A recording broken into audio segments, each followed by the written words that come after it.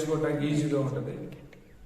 ఇది మనకి ఈజీగా ఉంటుంది అనమాట. 1 2 3 1 2 3 1 2 3. ఒకసారి మనం ఒక పాటకి దీన్ని మనం ప్లే చేద్దాం. హల్లెలూయా స్తుతి మహిమ.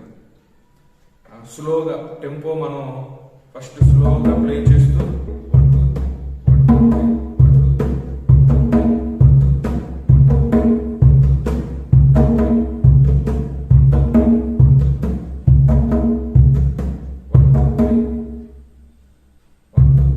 3 2 4 స్టెప్ అండి. ఇలా మనం నేర్చుకోవటానికి ఈజీగా ఉంటుంది. ఇది మనకి ఈజీగా ఉంటుంది అనమాట. 1 2 3 1 2 3 1 2 3. ఒకసారి మనం ఒక పాటకి దీన్ని మనం ప్లే చేద్దాం. హల్లెలూయా స్తుతి మహిమ. స్లోగా టెంపో మనం ఫస్ట్ స్లోగా ప్లే చేస్తూ